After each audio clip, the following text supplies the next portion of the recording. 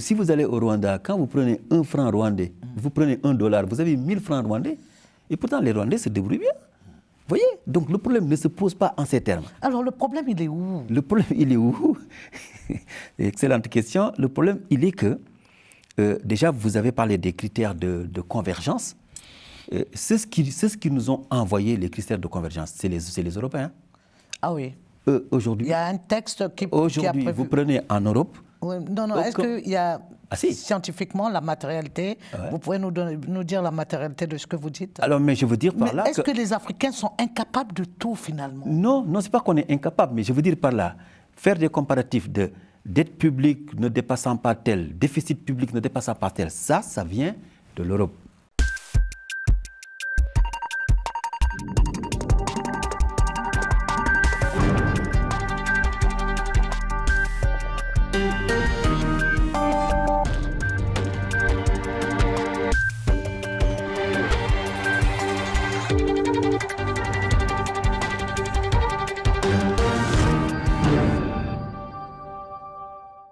Bonjour chers téléspectateurs de Global Africa Télé Sud, bienvenue dans votre émission Entretien du jour qui reçoit aujourd'hui un actuaire. Il s'appelle Abdou Cissé, nous vient du Sénégal. Nous allons parler de l'épineuse question du franc CFA. Bonjour Abdou. Bonjour. Alors le franc CFA, on en parle, on en a beaucoup parlé. À un moment c'était moins, ça revient encore. Pourquoi la jeunesse africaine est-elle si intéressée par le franc CFA plutôt que par l'éco qui est une monnaie d'avenir, si l'on peut dire, plutôt que le franc CFA qui techniquement n'existe plus depuis 2020? Merci pour l'invitation. C'est vrai que débattre du franc CFA reste encore très problématique sur le continent. Mais à un moment donné, il faudrait que nous tous, Africains, qu'on essaie ensemble de voir quels sont les pans qu'il faut regarder pour avoir le CFA comme miroir. Parce que votre question, c'est de savoir mais pourquoi les gens ils parlent du CFA. Pourquoi ils ne parlent pas de l'éco qui va venir. Déjà, ça fait depuis 1983, on leur parle de l'éco. Depuis 83, 84. On leur dit, on va faire l'éco. Oui, effectivement, depuis 83, les Africains du franc CFA ont décidé qui ne signeront pas la reconduite du CFA en 2019. Donc depuis 2020, le CFA est mort. Voilà. Mais on continue d'en parler. Alors, même ceux qui sont nés après cette date-là continuent d'être passionnés par le débat. Il y a deux raisons. La première raison, c'est que ceux qui doivent faire en sorte qu'on ne parle plus du CFA, qui sont les dirigeants africains, n'ont pas encore fait le nécessaire. Parce que se préparer pour faire une nouvelle monnaie ou donner à une monnaie, un nouveau nom en associant d'autres pays de la sous-région, ça ne peut pas prendre 20 ans, 25 ans, 30 ans. Le 2019, il y a eu une annonce. Cette annonce n'a rien à voir avec la CEDEAO. Il faut bien comprendre ça. L'annonce a concerné la France et la Côte d'Ivoire. Mais ce n'était pas une annonce de la CEDEAO. Donc, vous voyez... Oui, cette annonce de Ouattara et de Macron, après les gens de cour, ils ont pensé que c'était une appropriation des deux personnalités de l'éco, alors que c'était pour annoncer, de façon inappropriée d'ailleurs du reste, que le franc CFA prenait fin et que l'éco allait... Donc ça aussi, ça n'a pas plu. Ça, c'est une des raisons pour lesquelles les gens en parlent encore, parce que les gens n'ont pas aimé cette façon de faire l'annonce. La deuxième raison que je voudrais vraiment aborder, c'est le fait qu'aujourd'hui, il faut qu'on regarde quel est le problème des Africains. Quel problème nous avons au point de nous arc-bouter sur le CFA. Le problème est très simple, c'est que nous sommes dans une sous-région, surtout la zone franc CFA, la zone Afrique subsaharienne. Nous avons tous, chaque personne qui se débrouille bien en Afrique se rend compte qu'il a des cousins, des frères, des sœurs, des tantes, des frères, qui ne vivent pas dans les conditions correctes. C'est dû à quoi alors? Mais en tout cas, les gens...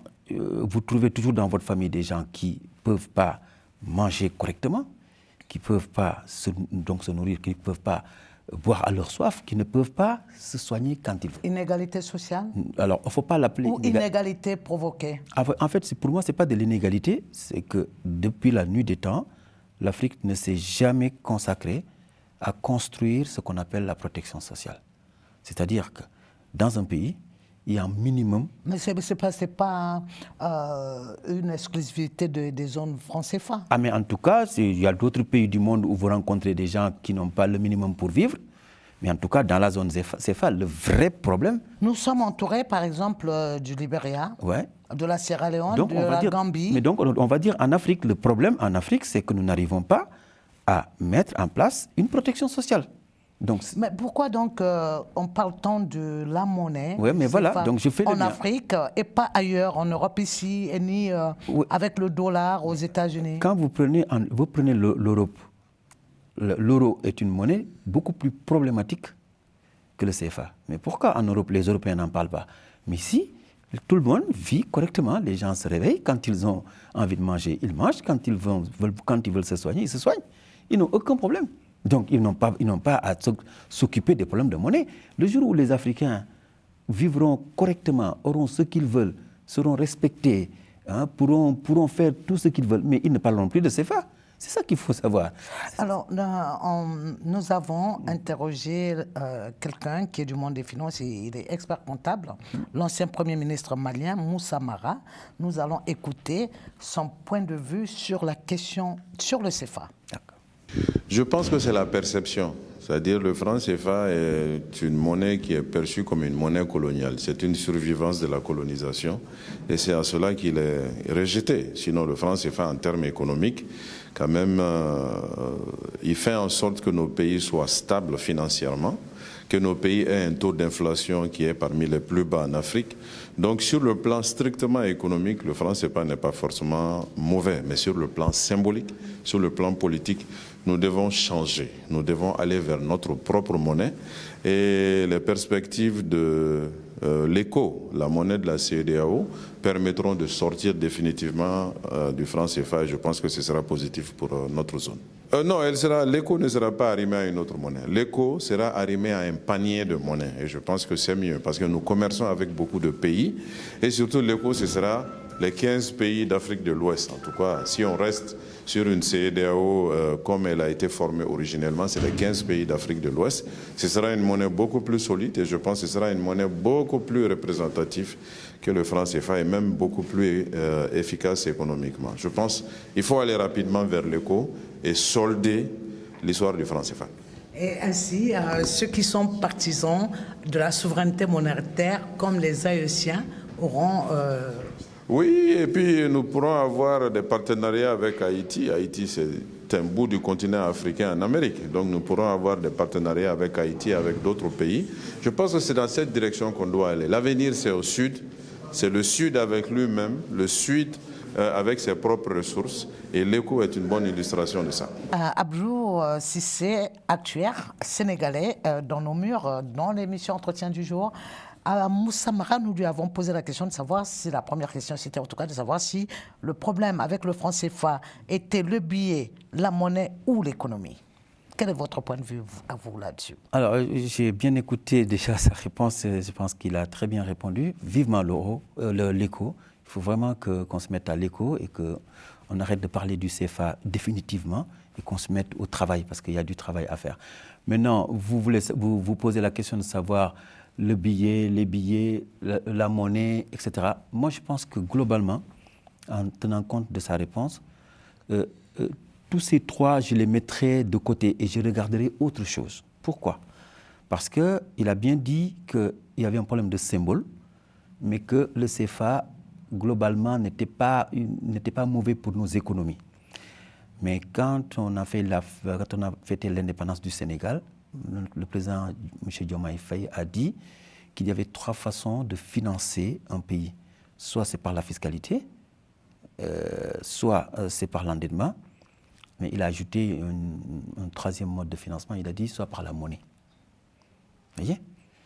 Aujourd'hui, nous n'avons pas la capacité de nous financer par le CFA.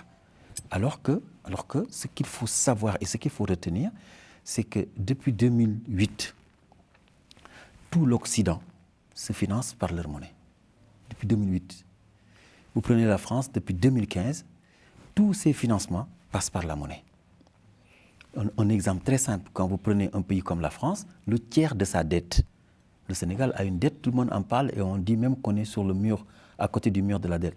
le tiers de la dette française est détenu par sa banque centrale. Ça, c'est un financement monétaire. C'est un financement monétaire, excusez-moi.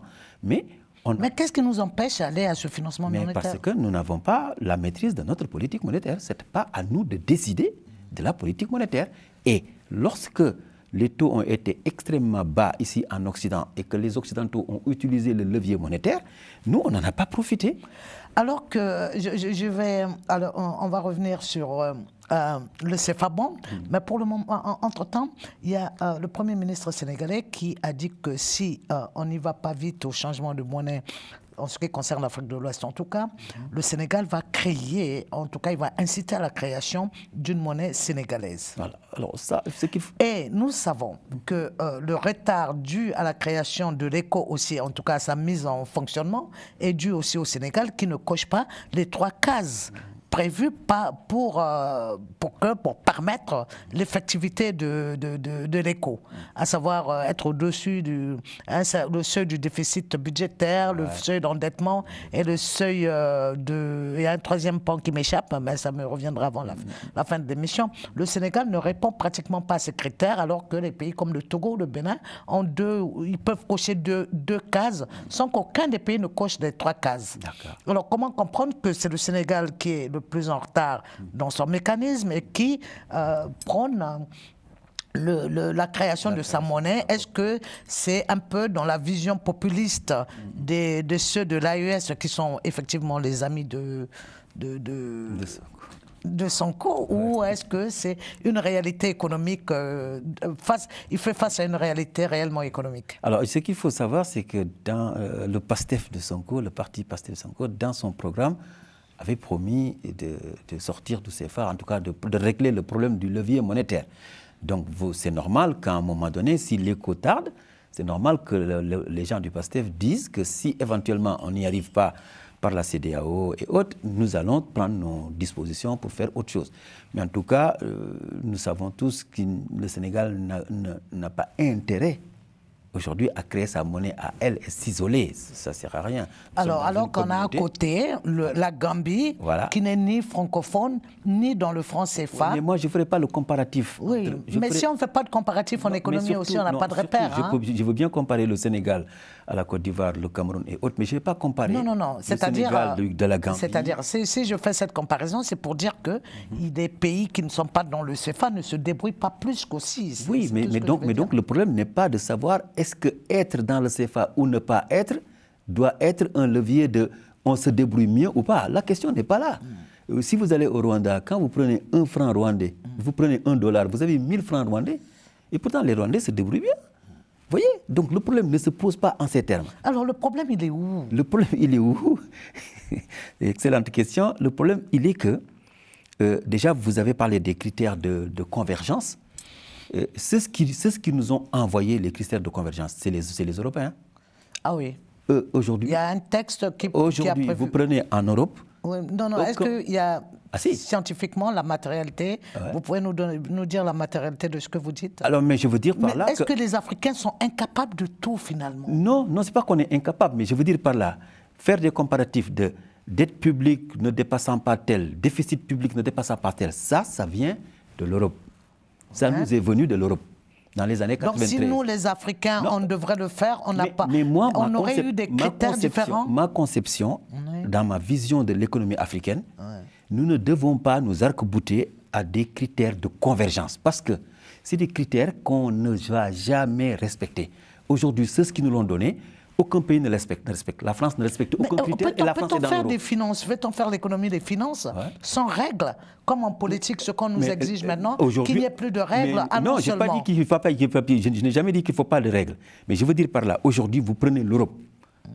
Sur 25 pays ou 26, vous en avez 17 qui ne respectent aucune règle. Mais ils sont pointés du doigt et sanctionnés parfois. Doucement. La première, c'est le premier problème. Deuxième problème. Les Européens ont signé un traité de Maastricht. Ils ne l'ont pas respecté parce qu'ils pratiquent une politique monétaire qui bafoue complètement les critères de Maastricht. Donc, des gens qui sont déjà avancés, qui ont déjà bâti leur structure pour avoir une économie saine, ils n'arrivent pas à respecter des critères vu l'environnement mondial, vu le fait que l'économie mondiale a été financiarisée. C'est ça l'erreur. Maintenant, vous voulez des Africains qui n'ont pas encore bâti leur structure, qui n'ont ni route, ni puits, ni électricité, ni rien, qui ont des Africains qui n'arrivent pas à vivre correctement. Et vous demandez à ces pays de respecter des critères de convergence pour aller vers la monnaie unique. Ce n'est pas possible. Faire de l'éco, on n'a pas besoin de critères de convergence. On a besoin d'une seule chose. Est-ce que la monnaie unique... Je m'excuse juste pour terminer. On a besoin d'une seule chose pour faire l'éco. La solidarité. Comprendre qu'on décide, nous tous, de se mettre à une solidarité africaine. Partager quelque chose. Et on oublie tout le reste. Les critères de convergence, là, l'économie, depuis un certain temps, il n'y a aucune règle économique qui marche. Il n'y a aucune formule mathématique économique qui marche. Donc, il faut que nous, les Africains, qu'on sorte de ces petits problèmes-là. Donc, vous êtes dans la dynamique de la ZLECA, de l'Union africaine pour la ZLOCA. Il faut le faire. Il n'y a pas de critères de convergence. Les critères de convergence nous font perdre du temps. Mais vous parlez de solidarité africaine au moment où nous voyons la création des micro-États, nous voyons comment l'Est de la RDC également est envahi. Ouais. Toutes ces perturbations africaines, est-ce que ça conjugue à cette solidarité? Oui, mais d'où viennent ces perturbations? Oui. Il faut aussi que nous ouvrons les yeux. Oui, dites-moi d'où viennent les perturbations. C'est l'Occident. Ah oui. Une bonne partie des perturbations qu'il y a en Afrique, ça vient de l'Occident. Dites-moi. Attendez, il y a des Africains qui disent toujours arrêtez de céder la responsabilité de nos problèmes en disant que c'est la France, en disant que c'est l'Occident. Si vous ne savez pas ce qui se passe en Afrique, vous pouvez dire ça. Mais nous qui sommes des consultants, qui passons d'un pays à l'autre, sur les 54 pays en 20 ans, on a fait presque les 40. Alors, nous avons une vision réelle des problèmes qui se posent en Afrique. L'Occident doit arrêter de regarder l'Afrique comme quelque part où l'on doit venir prendre des matières premières. Oui, mais je crois que là, c'est... Ça, c'est une chose. Attendez, vous dites de prendre des matières premières. Ah oui, mais ce problème-là, maintenant, ça commence à finir. Où est-ce qu'on a pris des matières premières en Afrique? Qu'est-ce qui a fait que l'AES a demandé à la France de... Mais est-ce que, si dans ce cas, si les États-Unis mettaient leur brut sur le marché, est-ce qu'il serait différent du brut sénégalais sur le même marché? Je n'arrive pas à comprendre quand vous dites si les États-Unis mettaient le brut sur le marché. Les États-Unis mettent leur brut sur le marché. Quel est le problème? Ils le font. Est-ce que son prix est différent pour qu'on puisse parler de pillage? Tous les pays que vous voyez en Afrique subsaharienne qui ont eu du pétrole depuis 60 ans, pourquoi ils n'avancent pas? Oui, mais pourquoi? Je vous renvoie une question. Mais c'est parce que à la conférence de Bandouk. L'Occident a toujours sa mainmise en Afrique. Et maintenant, ça commence à changer. Les gens de l'AES se sont mis de côté et ils essaient d'être souverains. Nous, au Sénégal, on a eu la chance d'avoir un peuple qui s'est battu pour qu'il y ait beaucoup plus de rigueur dans la gestion du pays et qu'il y ait beaucoup plus de sérieux au niveau de la politique. Et ce que M. Diomaye Faye et M. Sonko nous montrent aujourd'hui, c'est que nous sommes sur la bonne voie. Nous sommes sur la très bonne voie. Il faut que les Africains comprennent que si on n'est pas tous Africains fédéraux ensemble, on ne pourra pas aller loin. Alors, ce que je veux dire, lors de la conférence de Bandouk, les gens avaient misé sur plus l'émergence de l'Afrique que des pays de l'Afrique de l'Asie du Sud-Est. Or, c'est le contraire qui s'est produit. Oui, mais parce Qu'est-ce qui s'est passé? Mais parce que c'est très simple, c'est-à-dire qu'il y a un poids qui est sur nous, qui est un poids double, c'est-à-dire que nous, en Afrique, nous avons des frères africains qui sont des Africains, mais qui jouent contre l'Afrique, déjà. La deuxième chose... Vous n'êtes pas un peu complotiste, non, je ne parle pas de complot. Je parle tout simplement de la situation. Mais je prenais l'exemple du Sénégal. Quand on vous dit qu'au Sénégal, il y a un régime qui vient de sortir, qui a emprunté plus de 4 000 milliards et personne ne sait d'où est-ce que c'est, ou d'où est-ce que c'est passé. Dans l'aéroport, le tram, les stades, les consorts. Les gens qui ont sciemment fait ça, est-ce qu'on peut les considérer comme des gens qui aiment leur peuple? Ils ont tous des cousins, des tantes, des frères, des sœurs qui ne mangent pas. Vous voyez ça? Et donc, ça aussi, c'est dû à l'Occident? Non, il y a un impact occidental? Non, ce n'est pas dû à l'Occident. C'est dû au manque de solidarité de certains Africains. Ça, c'est une chose. Deuxième chose, l'Occident continue à tout faire pour que l'Afrique ne se développe pas. Les Asiatiques, ils ont eu beaucoup plus de problèmes que nous. Ils ont subi certes des colonisations et autres. Ils ont subi des guerres, le Vietnam, des guerres très sanglantes. Mais ils ont eu beaucoup de problèmes. Et donc, ils ont eu plus de recul pour se relever. Le Rwanda s'est relevé parce que le Rwanda aussi a vécu des choses qui sont très dures. Et qui a pillé aussi, selon l'ONU, les ressources de son voisin, la RDC. Mais nous, ce qu'on vit depuis 65 ans, mais c'est très dur pour certains Africains. Mais on n'a pas pris conscience que cette dureté-là, on doit s'en sortir. Et pour s'en sortir, la résilience doit être africaine ou bien accompagnée par d'autres? Elle doit être africaine et le refus aussi de laisser l'Occident avec une mainmise chez nous. Et ce refus-là, c'est ce qu'on commence à avoir avec l'AS, ce qu'on commence à avoir avec des Sonko. Si d'autres pays d'Afrique centrale commencent à changer comme les autres, mais je vous donne encore 5 ans, on ne parlera plus de problème d'Afrique. Ce n'est pas dû à un problème de gouvernance, mais à un problème de relation avec... En fait, quand on parle de relation entre l'Afrique et l'Occident, c'est la gouvernance. Hein. Voilà. On va revenir sur le franc CFA. Écoutez Hervé Maïka, qui est un consultant en développement, consultant en économie, qui est sur les réseaux sociaux avec son université populaire Hervé Maïka et qui nous parle de ce qu'est le franc CFA selon une question posée par lui par un internaute. On va prendre M. Patrick Aken 4 qui me dit « Mais au-delà de votre conception, vous êtes heureux qu'une monnaie utilisée dans un continent soit produite et frappée ailleurs. À un moment, je vous comprends pas. » Il y a 2 mots qui sont intéressants dans ce propos. Il y a le mot conception, et ma conception, et le mot heureux. Alors, ce n'est ni une question de conception personnelle et individuelle, ni une question de bonheur ou de malheur. C'est une question de savoir ou de ne pas savoir, de connaître la technique ou de ne pas connaître. Le fait qu'il y ait une 30aine de pays dans le monde, une 40aine à tout casser, qui produisent des billets de qualité pour les 200 pays existants sur la Terre, c'est la règle. Et vous n'êtes pas les premiers à avoir étudié et calculé si chacun mettait cette industrie chez lui à la maison, ce que ça lui rapporterait. Tout le monde arrive à la même solution, à la même conclusion, que c'est une industrie tellement pointue, tellement chère, tellement complexe, qu'il vaut mieux payer le service à l'extérieur. Tout le monde, c'est-à-dire que les 160 autres pays du monde qui n'en produisent pas. Et dans ces 160 autres pays, vous avez des pays européens. Vous avez des pays qui produisent une partie, qui n'en produisent pas une autre. La monnaie du Canada produit bien une partie de ses billets, mais les pièces, il les fait fabriquer chez GD en Allemagne. GD, là où Kadhafi, le très grand Africain libérateur, faisait produire ses pièces et ses billets, après avoir quitté de la rue où il les faisait produire. C'est des choses que je répète assez souvent, mais la répétition est la mère du savoir, on est obligé de revenir dessus.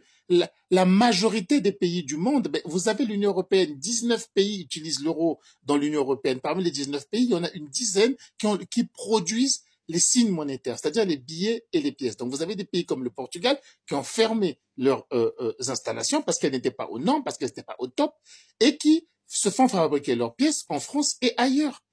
Vous avez la même chose, je crois, pour l'Autriche, vous avez la même chose, je crois, mais pour des pays importants, des pays riches, parce que la technologie, elle appartient aux voisins, et ben c'est le voisin qui le fait. Vous avez des pays du Nord qui le font dans d'autres pays. Vous avez aux États-Unis, la Banque fédérale américaine fait produire du dollar à travers des entreprises privées, dans lesquelles vous pouvez être vous-même actionnaire en étant africain. Vous êtes en train de vous enfermer dans une espèce de nationalisme qui n'a absolument aucun sens d'un point de vue financier et économique. Ce n'est pas essentiel. Mais pourquoi ne vous posez-vous pas la question que dans votre pays, je ne sais pas de quel pays vous êtes originaire, Monsieur Patrick Aken 4, supposons que vous êtes Camerounais. L'avion où c'est écrit président du Cameroun quand il voyage, vous n'avez pas honte que ce soit pas un pays africain qui produise cet avion-là? Pourquoi ça serait moins grave?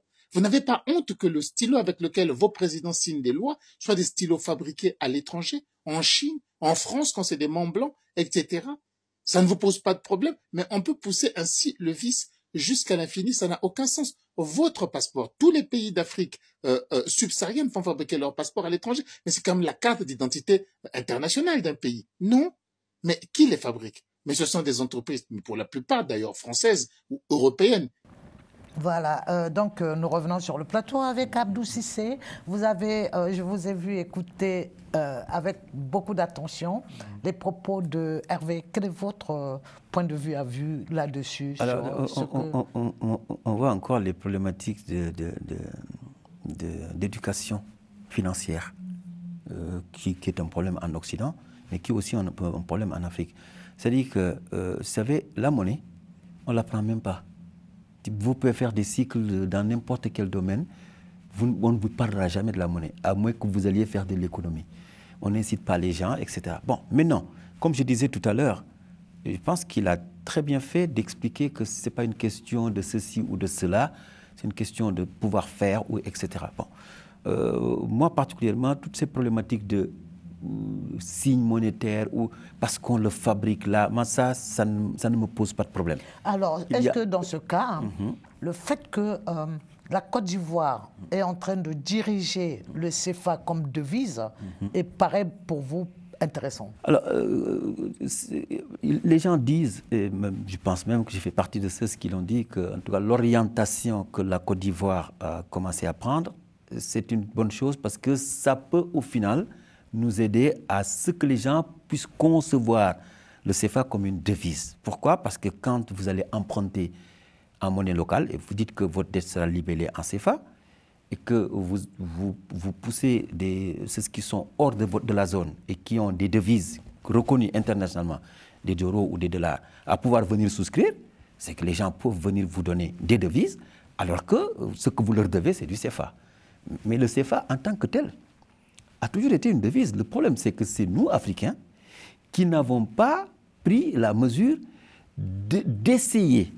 Parce qu'il y a des économistes qui vous diront que des gens comme Abdou Cissé, ils cherchent à décréter que le CFA est une devise. Mais je ne le décrète pas, mais je le vis. Je vais prendre un exemple très simple. Le Maroc a investi en zone CFA, dans les banques, dans les assurances et dans les entreprises. Donc le Maroc a une monnaie qui n'est pas internationalement convertible. C'est-à-dire que dans les échanges internationaux, vous ne pouvez pas utiliser... vous ne pouvez pas utiliser la monnaie... Vous ne pouvez pas utiliser la monnaie marocaine. Dû à ses comptoirs en Afrique. Voilà. Vu ses comptoirs en Afrique, quand le Maroc a besoin de devises, il vient dans ses entreprises et dans ses banques, dans ses assurances qui sont en Afrique. Donc, avec les marges que ces gens font, ils prennent ces marges, ils les transforment en euros. Le Maroc a des devises. Ce que la RDC ne fait pas avec les pays du CFA qui l'intéressent. Nous arrivons à la fin de l'émission. Voilà, pour essayer de vous montrer quelles sont les dimensions du CFA. Donc le Maroc, à travers sa monnaie qui n'est pas internationalement convertible, utilise le franc CFA, d'accord, pour avoir des devises. Donc le CFA est un générateur de devises pour le Maroc. Vous allez au Ghana, vous allez au Nigeria, comme le disent certains économistes. Les gens, quand ils ne savent plus quoi faire, ils prennent du CFA. Oui, et ça a été à l'origine, entre autres aussi, de la dévaluation du franc CFA. Le fait que les pays non CFA faisaient de la capture du CFA. Voilà, mais maintenant, le fait qu'on a une stabilité monétaire, et ça, il faut remercier la Banque centrale. Hein. Il faut reconnaître que le fait de lutter contre l'inflation, le fait de chercher à avoir la stabilité monétaire, ça, c'est très bien. Et la Banque centrale le fait très bien. Et de cette stabilité monétaire, les pays qui sont aux environnements, dans nos environnements et qui ont des monnaies qui se déprécient de temps en temps, utilisent le CFA comme devise. Donc, vous savez, dans ce monde-là, vous avez deux façons d'avoir des devises. Soit une devise en transactionnel, vous faites des transactions, soit vous avez une devise parce que vous voulez acheter du pétrole. Parce que, en fait, le dollar, sa capacité d'être une grande devise, c'est qu'à un moment donné de la vie, il fallait avoir des dollars pour pouvoir acheter du pétrole. Ce qui est en train de se casser, et donc c'est ce qu'il faut compter aussi dans les mouvements de Trump. Il faut bien voir Trump. Il s'agit pas pour rien. Ça sera l'occasion d'un autre débat. Voilà. À votre prochaine visite ici en France, Abdou. Et donc, vous voyez le CFA. C'est malheureusement la fin de notre émission. Donc, j'ai reçu l'actuaire Abdou Cissé, un Sénégalais qui nous a longuement et passionnément parlé du franc CFA sous toutes ses coutures. Vous êtes ici chez vous, vous revenez quand vous voulez. Merci aux téléspectateurs. Nous avons plus de 100 000 abonnés sur notre compte YouTube. Nous vous encourageons à faire plus pour qu'on atteigne le plus rapidement possible le million d'abonnés. Et un clin d'œil pour toujours les femmes de l'Est de la RDC et toutes nos condoléances au Vatican et à nos compatriotes et amis chrétiens pour le décès du pape François. Merci à vous.